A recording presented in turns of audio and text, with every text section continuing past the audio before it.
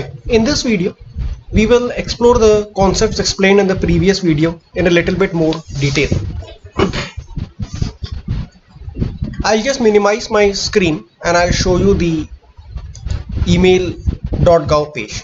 So this is how the email.gov page looks, email.gov.in, and your email ID can be typed here, and when we how it looks.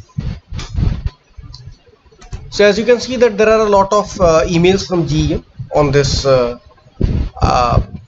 mail address, and once this mail address is linked to GEM, whatever activity which you do in GEM, like whether you place an order or whether you generate a CRAC, like here I have generated a consignee receipt and acceptance certificate for a certain item, so same thing gets emailed to this ID. Now I come to the second point, the Aadhaar number.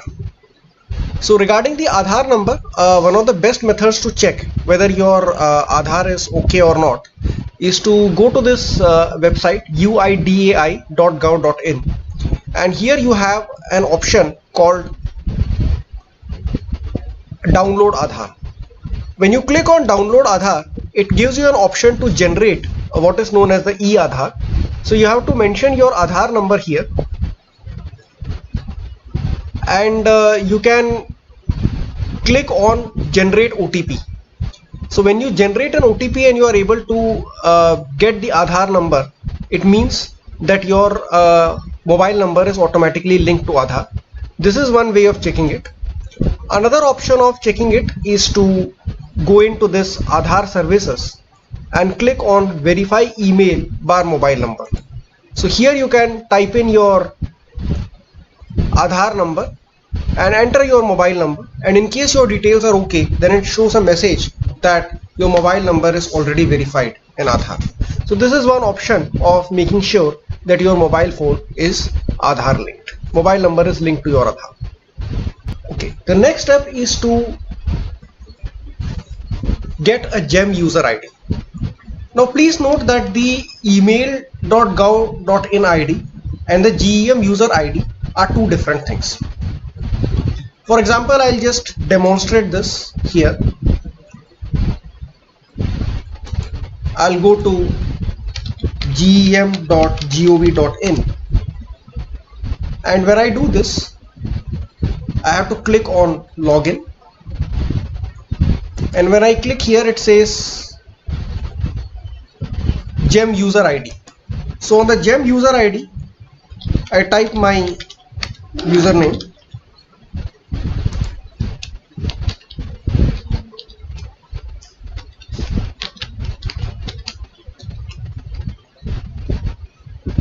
and when I do this, it will automatically redirect me to the linked NIC mail address and ask me to enter the NIC mail address. So you need to remember two things. You need to remember your NIC mail address, your NIC mail address password, and also the GEM user ID that you have given when you are onboarded into the GEM system. So what is this onboarding into the GEM system? So I'll just explain this in a little bit more detail. So you have got your email address, you have got your UIDAI number,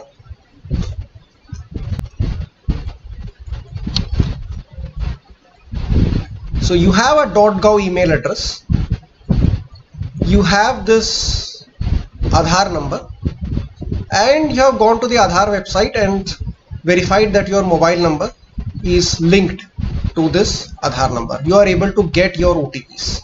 That's the most important thing. Then the next step is that somebody in your organization has to be nominated as the primary user.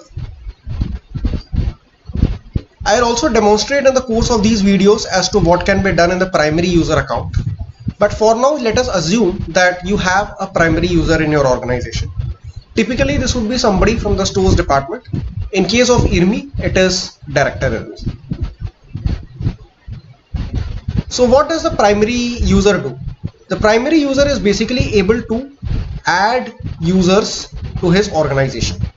So once you have this email address, the primary user can add you in one of these roles. He can add you as a buyer, he can add you as a consignee.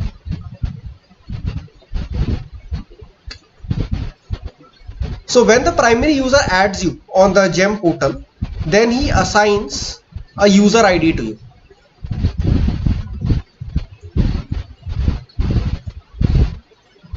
And this user ID is linked to a NIC mail ID. So that is the full process. And to log into GEM, you need to remember your user ID and you need to remember the password of your NIC mail ID. And in case you have forgotten your password, there is no need to worry. As long as this is linked to a mobile number, when you create your NIC mail ID, you have to link it to a mobile number. And as long as you have linked it to a mobile number, then you can always get the OTP and recover it.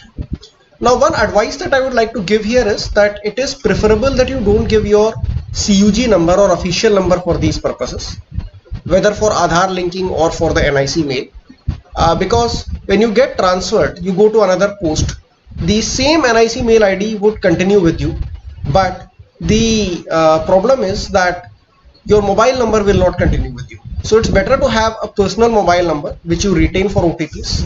I think most of you will be having one such address for your bank OTPs. It's better to use the same thing.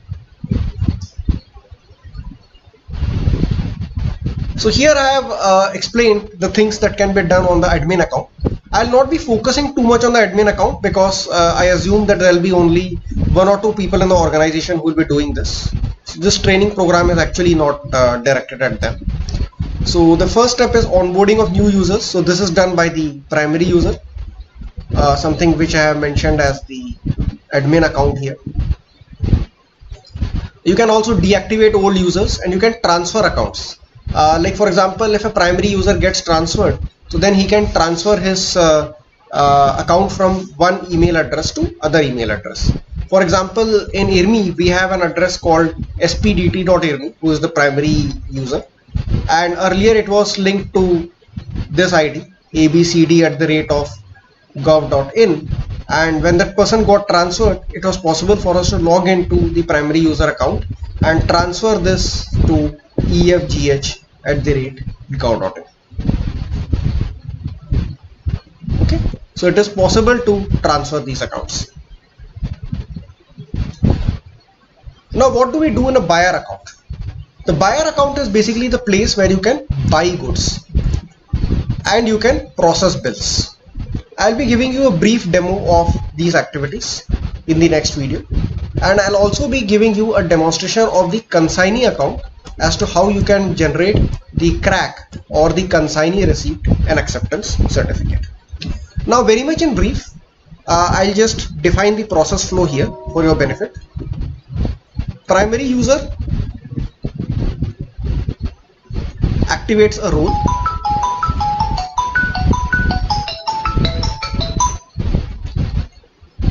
Primary user activates a role. He can activate you as a buyer or as a consignee. That's the first step. Then if you are a buyer, then you place an order.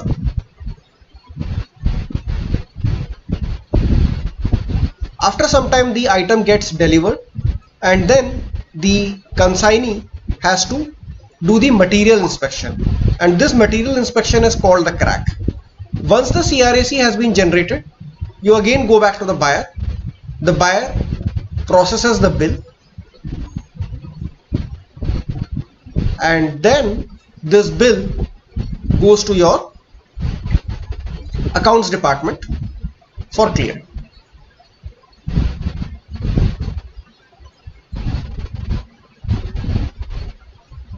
Please note that the time taken for all these activities is systematically logged on the GEM portal.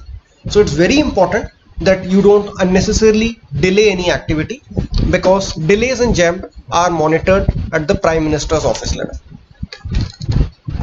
So thank you for watching this video. In the next video, I'll give you a demonstration of the generation of CRAC, what you can do in the consignee account, and then I'll also be giving you a demonstration of what can be done in the buyer account.